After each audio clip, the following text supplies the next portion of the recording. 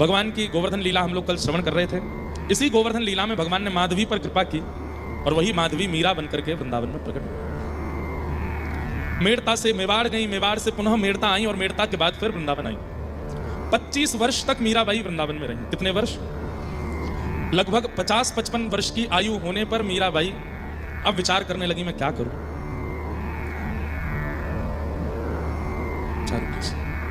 और मीराबाई को एक दिन स्वप्न आया। बहुत ध्यान से सुनिए सब लोग। और मीराबाई ने स्वप्न में क्या दर्शन किया कि देवकी मैया, वसुदेव जी, जिनको वो अपना सास ससुर मानती हैं, मानती नहीं है ही, कलिकाल में भगवान ने मीराबाई से ब्याह किया है।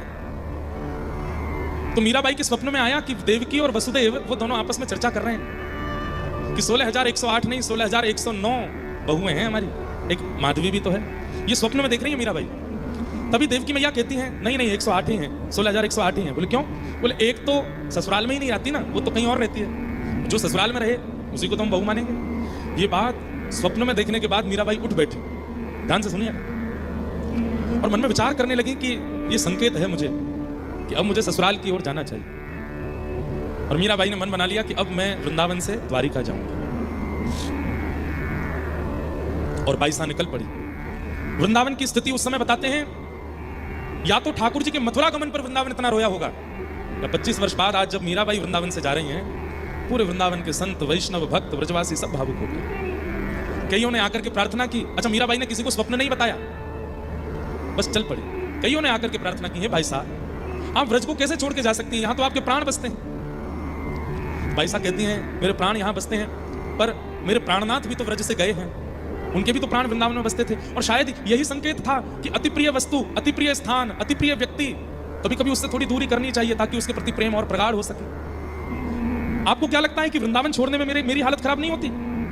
मुझे बहुत पीड़ा है, मैं शायद जीवित ही ना रह पाऊं। ये वो वृंदावन है जिस वृंदावन के मार्ग की ओर चलती हुई मैं मूर्छित हो जाती हूं। उस वृंदावन से दूर जाना मेरे लिए बहुत पीड़ादायी है। लेकिन मुझे कोई संकेत हुआ है जिसके कारण मुझे द्वारिका जाना पड़ेगा। और बार बार वृंदावन को प्रणाम करती हैं, रज को प्रणाम करती हैं, यमुना जी को प्रणाम करती हैं, गोपेश्वर महादेव को प्रणाम करती हैं। कहते हैं आज पशु पक्षी जीव जंतु यमुना जी सबका कलरव शांत है, क्योंकि मीराबाई जा रही है।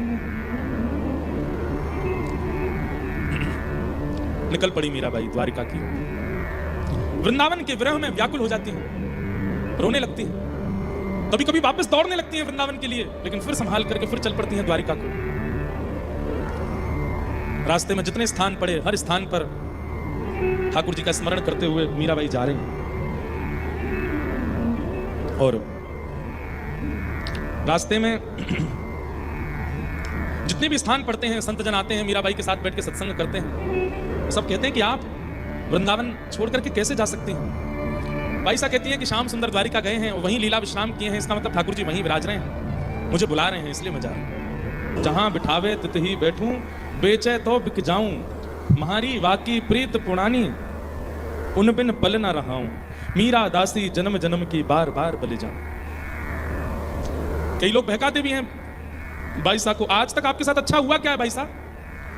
10-12 वर्ष की आयु में आपका विवाह हो गया, ठाकुर जी ने क्यों नहीं रोका आपका विवाह? ऐसे कुल खानदान में विवाह हुआ जहां ननद, सास, देवर सब आपके साथ उत्पीड़ना करते, क्यों नहीं रोका ठाकुर जी ने? अरे आपके पति जिनसे आपका विवाह हुआ, उनके संरक्षण में कम से कम आपका भजन तो बनता था, उनको भी कुछ साल बाद आपसे छीन लिया, विधवा कर दिया आपको। क्यों नहीं आए ठाकुर जी आपकी रक्षा करने? इतना सब कुछ आपने सह लिया, आपका परिवार पूरा उजड़ गया, सब छोड़ छाड़ करके यहां वृंदावन में आकर के रहने लगी। यहां पर भी इतनी पीड़ा, इतने संकट, इतने विरह, इतना सब कुछ आपके जीवन में, क्यों नहीं आते ठाकुर जी? अरे अपने जीवन के 50 दशक पूरे कर चुकी हैं आप, अभी तक ठाकुर जी ने कृपा नहीं की। कितना लोगों ने बहकाया मीराबाई को। और बाईसा कहती हैं जैसे राखे तैसे रहूंगा, इससे भी ज्यादा अगर वो कुछ करेंगे मेरे साथ, मुझे वो भी स्वीकार है, पर उन्हें नहीं छोड़ूंगा। उनके बारे में कुछ अनर्गल विचार नहीं ला सकते चित्त में। हम आप सबकी भक्ति कैसी है, हमारी अनुकूलता की जरा सी विपरीतता अगर प्रकट हो जाती है, हम ठाकुर जी के भजन में अविश्वास प्रकट कर देते हैं। पर बाईसा ने तो जीवन भर केवल कष्ट देखा है, लेकिन फिर भी अविश्वास नहीं लाई अपने चित्त में। तो क्या गाने लग गई? जहां बिठावे तित ही बैठूं, और अंत में तो ऐसा शब्द बोल दिया कि अब इसके बाद बोलेंगे क्या? बेचे तो बिक जाऊं, मीरा दासी जन्म जन्म की, फिर भी चाहे जो हो जाए मैं तो बार बार बलि जाऊं, मैं तो गिरधर के घर जाऊं, मैं तो गिरधर। भाई साहब की एक बात सुनिएगा बंधु, अगर इन विपरीत अवस्थाओं से मैंने कृष्ण को छोड़ दिया होता तो मैं ये बात मान लेती कि वो भी मुझे नहीं चाहते। इन लोगों के बहकावे में आकर के विपरीत अवस्थाओं से अगर मैंने उनका त्याग कर दिया होता तो मैं ये मान लेती कि शायद वो भी मेरा चयन नहीं कर रहे हैं। पर इतनी अव्यवस्था, इतनी विपरीतता, इतने बहकावे, इतने लोगों के कहने ताने आने सब सुन करने के बाद भी मेरे चित्त में उनके प्रति प्रेम नहीं करता, इसका मतलब वो भी मुझसे प्रेम करते हैं। मैं कैसे छोड़ सकती हूँ उनको? मेरे साथ चाहे जो कुछ हुआ हो जीवन में, मेरे चित्त में कभी आया ही नहीं कि मैं उन्हें छोड़ दूं। अरे एक भक्त का स्वभाव होता है वो अपने जीवन में घटने वाली घटनाओं को अपना प्रारब्ध मानता है। ठाकुर जी नहीं भेज रहे हैं उसके जीवन में कष्ट, बल्कि उन कष्टों से जूझने वाला जो बल है वो ठाकुर जी उसको दे रहे हैं। बाकी जो भी उसके जीवन में आ रहा है वो उसका प्रारब्ध है। भाईसा कहती है मेरे साथ जो हुआ सब मेरा प्रारब्ध है, ठाकुर जी इसमें दोषी नहीं है, बल्कि उन्होंने तो मुझे बल दिया लड़ने का, जूझने का और हर स्थिति से आगे निकलने का। मैं उनको कैसे छोड़ सकती हूं? और मीराबाई का आगमन द्वारिका में, जैसे ही द्वारिका पहुंची है महाराज, सबको तो नर नारी दिख रहे हैं, पर बाईसा को अरे घूंघट कर लेती हैं। सब में सखियां खड़ी, आप घूंघट क्यों कर? बलभद्र जी जा रहे हैं सामने से, बलराम जी जेठ जी हैं हमारे, जेठ जी जा रहे हैं। सब सखियां कहती हमें तो दिख नहीं रहे। अरे वो गए ना, अरे वो सामान्य व्यक्ति हो। नहीं नहीं बलभद्र जी। थोड़ी दूर गई तो वहां कोई ऐसे ही सामान्य बैठा था, प्रणाम करने लगी। सबने पूछा कौन है? वसुदेव जी हैं, ससुर जी हैं, प्रणाम कर आशीर्वाद दे रहे हैं। बोलने लगती हैं आप आशीर्वाद नहीं देंगे, मैं इतने वर्ष बाद आपकी बहू आई हूं। सुनने वाले भी चौंक जाते हैं, कैसी बात करती है। बंधु एक बात तो समझनी पड़ेगी, भगवान स्वयं अपने भक्तों का परिचय देते हुए कहते हैं वाक् गदगदा द्रवते यस्य चित्तम रुदत्य भिक्षणम हसति क्वचिच्च विलज्ज उद्गायत नृत्यते च मदभक्ति युक्तो भुवनम पुनातु। अपने भक्त का परिचय देते हुए ठाकुर जी कहते हैं मेरा भक्त कौन है? बोले वाक् गदगदा द्रवते यस्य चित्तम, जिसकी वाणी कभी गदगद हो जाती हो, जिसका हृदय कभी द्रवित हो जाता हो, जिसके नेत्रों से कभी भी आंसू आ जाते हो, जो कभी भी मेरे कीर्तन का स्मरण करके नृत्य करे, कभी भी हंसने लगे, कभी भी रोने लगे, जड़ चेतन किसी से भी बात करने लगे, मदभक्ति युक्तो, मेरा भक्त है। संसारी भाषा में उसको पागल कहते हैं जो इस प्रकार की हरकत करता है, परंतु ठाकुर जी कहते हैं वो मेरा भक्त है, क्योंकि मेरे भक्त की स्थिति ऐसी हो जाती है, वो जड़ चेतन किसी को अन्य नहीं मानता, एक ही मानता है। ध्वजा जी का दर्शन किया, शिखर का दर्शन किया, किसी से ये नहीं पूछती है कि द्वारिकाधीश कहाँ है, ये पूछती हैं हमारे प्राणनाथ, हमारे जीवननाथ, हमारे केवलाधार, हमारे जीवनाधार कहाँ है। सब पूछते हैं कौन है आपके जीवनाधार, केवलाधार। मैं नाम नहीं बोलूंगी, ये सखी तुम बताओ, द्वारिकाधीश ये है ना मंदिर, चले जाओ भीतर। मीराबाई पूर्ण उसी भाव में रहती हैं, ये मेरे प्रियतम हैं और मैं इनकी गृहिणी।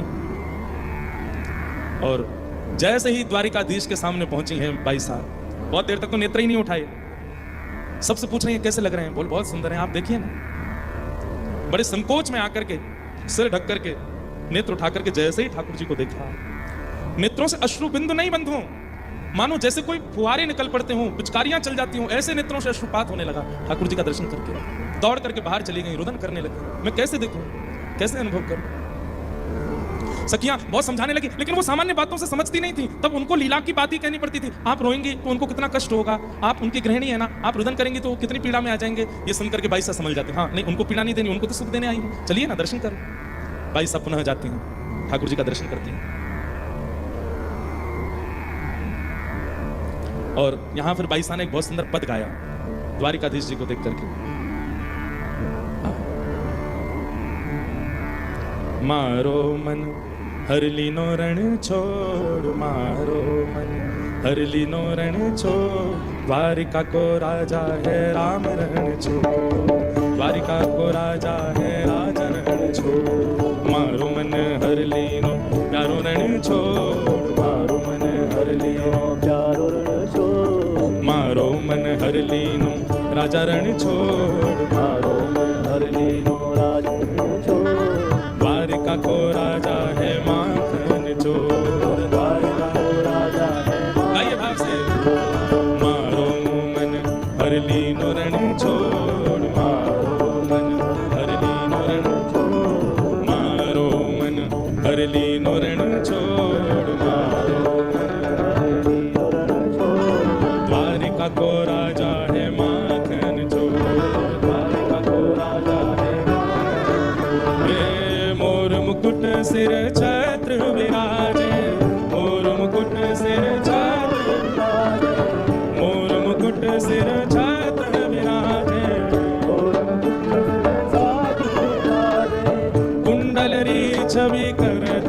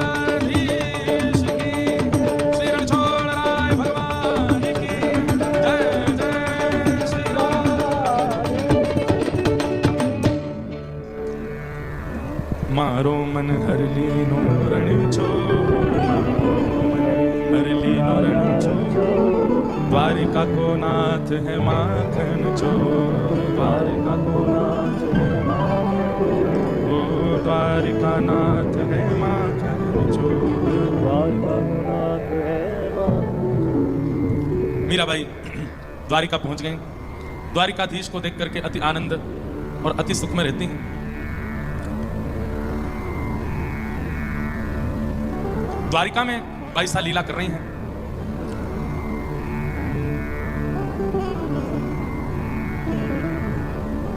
बैठ जाओ भैया, ऊपर रैम वाले सब लोग बैठ जाओ, इनको बोल दो एक बार। बाईसा द्वारिका पहुंची। द्वारिका में जाकर के नित्य बाईसा इसी भाव में रहती हैं कि द्वारिकाधीश उनकी ससुराल है और अब वो ससुराल आई है। थोड़ा आनंद थोड़ा सुख उनके चित्त को होने लगा। कहते हैं कि रुक्मणी जी, मित्रविंदा जी, जामवती, सत्यभामा सब आती हैं बाईसा के पास। भगवान की जितनी पत्नियां हैं सब आती हैं, लेकिन बाकी सबको लगता है कि सामान्य कोई कन्या आई है, सामान्य कोई स्त्री आई है, पर बाईसा पहचान जाती हैं कि ये सामान्य नहीं है, ये मित्रविंदा है। ये सब ठाकुर जी की पत्नियां मिलने आती हैं। वसुदेव जी आते हैं, देवकी मैया आती हैं, रोहिणी मैया आती हैं, सब मिलने आते हैं बाईसा से। कहते हैं एक बार महादेव भी आए और महादेव ने आकर के बाईसा को फिर कुछ भाव सुनाए, उससे बाईसा अति प्रसन्न हुए। इस प्रकार बाईसा का जीवन चल रहा था, लेकिन तभी ठाकुर जी सब कुछ बिल्कुल व्यवस्थित रहने देते नहीं है। जब से मीराबाई ने मेवाड़ का त्याग किया, मेवाड़ में भुखमरी होने लगी। वैष्णव अपराध केवल मानवों को नहीं लगता है, ध्यान से सुनिए सब लोग, इधर देखिए। वैष्णव अपराध केवल मानवों को नहीं लगता है, वैष्णव अपराध कभी कभी भूमि, नगर, क्षेत्र, देश को भी लगता है। नाम मंच से लेना नहीं है मुझे, पर कई बार ऐसा अनुभव किया गया है, कई शहरों को देख करके, कई नगरों को देख करके, कई देशों को देख करके कि ये वैष्णव अपराध है, जिसके कारण यहां पर ये सारी गतिविधियां हुई हैं। ऐसा ही वैष्णव अपराध लगा है मेवाड़ को। जिस मेवाड़ का नाम सुनकर के राजघराना एवं बड़े बड़े योद्धा भी कांप उठते थे मेवाड़ का नाम सुनकर के, आज उस मेवाड़ की स्थिति कैसी है कि वहां स्वयं के पास अन्न नहीं है, दूसरों से मांगना पड़ता है। और ये अपराध लगा है मेवाड़ को मीराबाई का तिरस्कार करने पर। कितनी पीड़ा दी है राणा ने, विष पिलाया, सर्प से डसवाया, सिंह भेज दिया, और कई तो हमने मंच से बताया नहीं है, कई और भी क्रियाएं की। मन चले व्यक्तियों को भेज दिया, जाओ अर्धरात्रि में मीराबाई के कक्ष में जाकर के दुर्व्यवहार करो उनके साथ। ऐसा तक भी भाव रखा है राणा ने। भरी सभा में मीराबाई कीर्तन कर रही हैं और वहीं सभा में कोई व्यक्ति दुष्प्रचार कर रहा है मीराबाई का। ऐसे षड्यंत्र किए मीराबाई के प्रति। ये सब वैष्णव अपराध है। अरे यहां मन में किसी वैष्णव के बारे में गलत सोचने ना अपराध माना जाता है, यहां तो मीराबाई के साथ किया गया है। और इन सब अपराधों का भुगतान पूरा मेवाड़ कर रहा है। वर्षों बीत गए हैं, मेवाड़ में वर्षा नहीं हुई है, खेती बाड़ी हो नहीं पाती है, सूखा पड़ गया है, लोग पलायन कर रहे हैं, दूसरे राजाओं से आश्रय मांग रहे हैं। राणा संभाल नहीं पा रहा अपने नगर को। तब एक बहुत बड़े ज्योतिषाचार्य को बुलाया, एक बहुत बड़े संत को बुलाया और उनसे पूछा, महाराज कई बार बड़े बड़े घर के लोग संतों को तब बुलाते हैं जब खूब सारे अपराध हो जाते हैं उनसे, और अपराधों के बदले उनके साथ जब होने लग जाते हैं, गलत होने लगता है, हर प्रकार की स्थिति करके देख ली, किसी से भी फायदा नहीं मिला, तो फिर संतों से बोलते हैं क्यों हो रहा है महाराज जी बताइए। पहले कभी कथा नहीं सुनी, पहले कभी वैष्णवों का संग नहीं किया, पहले कभी संतों को प्रणाम नहीं किया, पहले कभी वैष्णवों को वंदन नहीं किया, पहले केवल हमेशा उनके प्रति दुर्भाव रखा। सब अच्छा होता है ना तो वैष्णव अच्छे नहीं लगते, लेकिन जब सब विपरीत होने लगता है, पंडित जी हाथ देख लो, कुंडली देख लो, ये देख लो, हमें कुछ बता दो, हमारे यहाँ कुछ कर दो, कैसे होगा, भगवान का कौन सा मंत्र कर लें, यंत्र कर लें।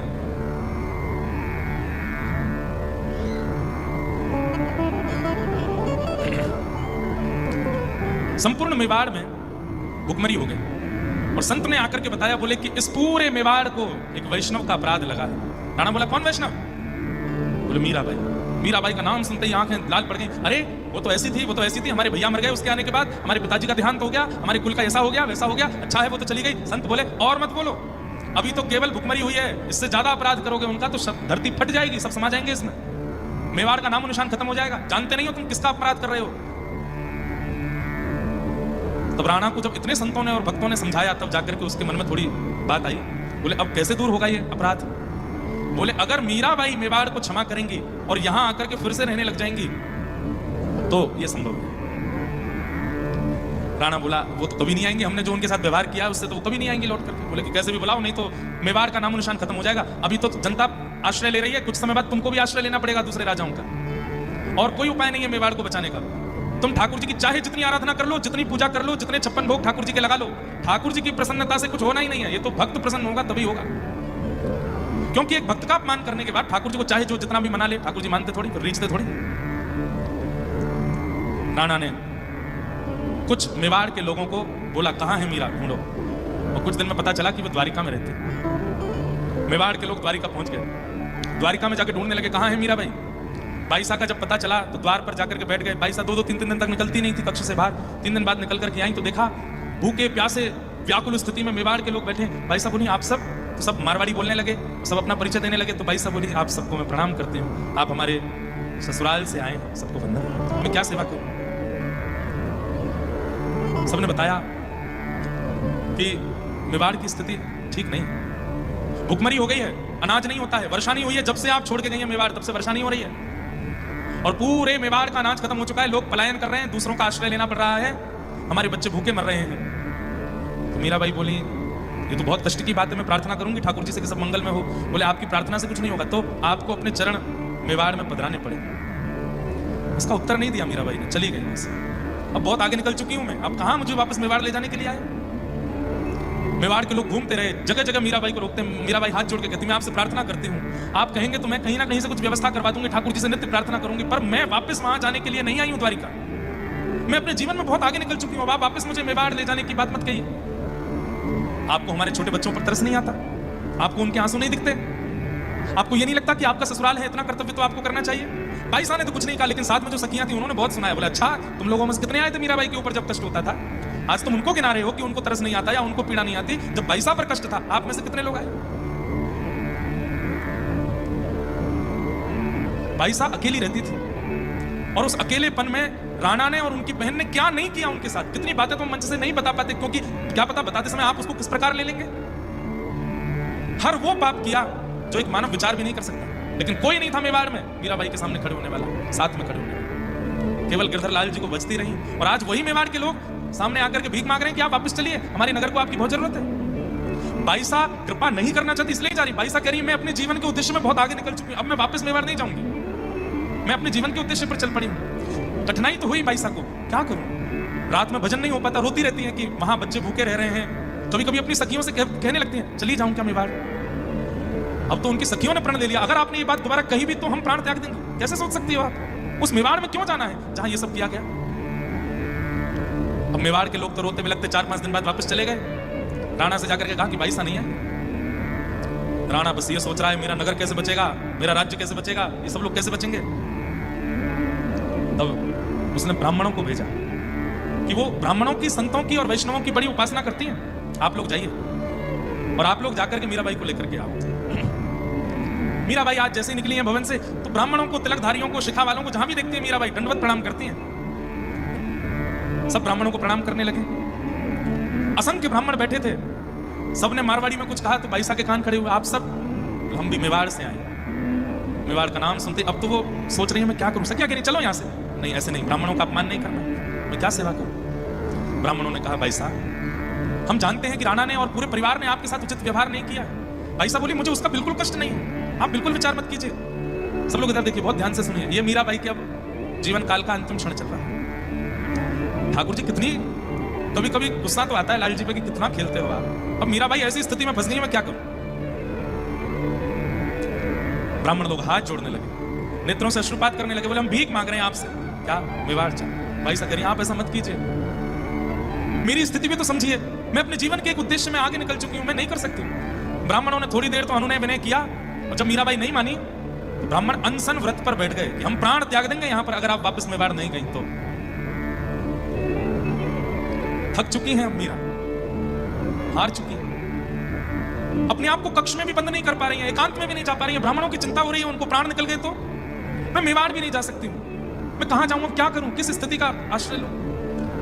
मन में विचार करती है मैं प्राण त्याग देती हूँ, समुद्र की ओर दौड़ने लगी रात को, मैं ही नहीं रहूंगी तो फिर कोई भी ये सब विचार नहीं चलेगा। लेकिन तभी सब सखियां रोक लेती हैं, हम क्यों हैं आपके साथ, और ये सब, ये वृंदावन जाना, द्वारिका आना, क्या आपको आपके उद्देश्य की प्राप्ति होगी। हार मान गई आप, बिना श्याम सुंदर से मिले प्राण त्याग देंगे। भाई साहब रो उठती हैं। अब एक एक क्षण उनके लिए इतना भारी पड़ रहा है, मुझे निर्णय लेना पड़ेगा, और मैं क्या करूं। बंधुओं, आज तक कभी मीराबाई ने ठाकुर जी से नहीं पूछा कि मैं क्या करूं, लेकिन आज मीराबाई जा रही है और ये मीराबाई का अंतिम दिन है आज।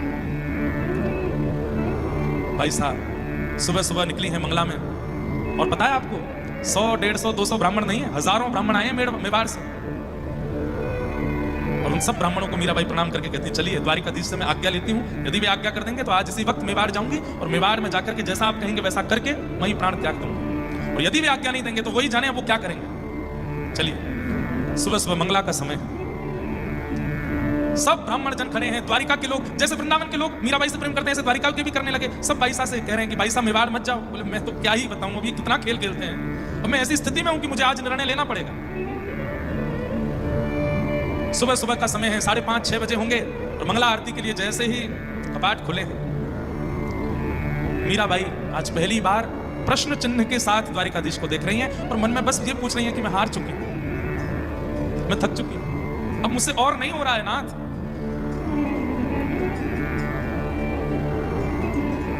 और तब मीराबाई ने अंतिम पद गाया अपने जीवन का। क्या कह रहे? मीरा के प्रभु गिरधर नागर, मीरा के प्रभु गिरधर नागर, मिल बिछुरण मत दीजे, मिल बिछुरण मत दीजे। और जैसे ही मीराबाई ने कहा मिल बिछुरण मत, बस इसी की टेर लगाने लगी, चिल्ला चिल्ला करके कह रही है मिल बिछुरण मत दी, अब मिल गए हो आप मुझे, अब मुझे वापस मत भेजिए। ये क्या मेवाड़ का आपने मेरे सामने एक प्रस्ताव रख दिया है, अब मुझे वापस नहीं जाना संसार में। जैसे ही मीराबाई बार बार कहने लगी मिल बिछुड़न मत दीजिए, मिल बिछुड़न मत दीजिए, मिल बिछुड़न मत दीजिए, द्वारिकाधीश की मंगला आरती चल रही थी। श्री द्वारिकाधीश एक पोशाक में और सामान्य सी पाग, ज्यादा आभूषण नहीं पहने हुए द्वारिकाधीश ने। सुबह सुबह भोर का समय, ठंडी ठंडी ब्यार चल रही है, सूर्य धीरे धीरे उदय हो रहे हैं, हल्की हल्की अंधियारी है, हल्का हल्का उजाला है। हजारों लोग मीराबाई के निर्णय के लिए खड़े हैं, आज क्या निर्णय होगा। और मीराबाई बस अपलक नेत्रों से द्वारिकाधीश को देख रही हैं, मीरा के प्रभु गिरधर नागर, मिल बिछुरन मत दीजिए। और जैसे ही मिल बिछुरन मत दीजिए बार बार बोलने लगी, इतने में ही सेहरा पहन करके, गले में सुंदर मालाएं धारण करके, नव दुल्हा का रूप धारण करके श्री द्वारिकाधीश प्रकट हो गए हैं। मानो एक दिव्य सूर्य की किरण जैसी आ गई हो। एक क्षण के लिए सबको लगा कि ठाकुर जी ने मानो सर्वांगन श्रृंगार किया, और अचानक इतना तेज मंदिर के अंदर से आया, सबने अपने नेत्र बंद कर लिए, कोई भी उस तेज को देख नहीं पा रहा है। किसी ने हाथ की ओट ली है, किसी ने हाथ रख लिए हैं, कोई अपने आप को छुपा रहा है। इतना तीव्र तेज मंदिर में प्रकट हुआ, कोई नहीं देख पाया। एक क्षण के लिए तेज प्रकट हुआ, और जैसे ही तेज विश्राम हुआ, तभी क्या देखते हैं कि बाईसा द्वारिकाधीश के गर्भगृह में है। और जैसे ही द्वारिकाधीश को आलिंगन करती हैं, द्वारिकाधीश अपने अंदर मीराबाई को समा लेते हैं। साड़ी पीछे धीरे धीरे अंदर जाती है, पुजारी जी दौड़ते हैं पकड़ने के लिए, मीरा मीरा मीरा। और जैसे पकड़ते हैं, केवल एक छोड़ मीराबाई का हाथ में रह जाता है, और मीराबाई द्वारिकाधीश में विलीन हो जाती है। बोलो द्वारिकाधीश की। आज भी मीराबाई का वो इतना छोड़ द्वारिकाधीश के श्री अंग से बाहर।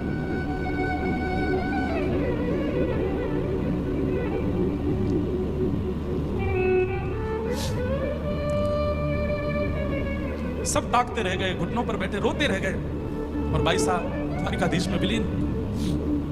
आज भी आप द्वारिका का दर्शन करते हैं, वहां द्वारिकाधीश अकेले नहीं है, मीराबाई वहीं खड़ी, उनके साथ है, उनके चित्त में विराजमान है। एकमात्र ऐसी भक्त है कलयुग की मीराबाई, जो प्रत्यक्ष ठाकुर जी में विलीन हुई है सबके साथ।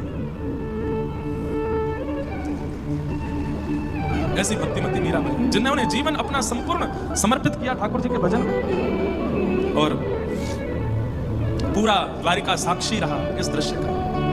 बोलो भक्त वत्सल भगवान की।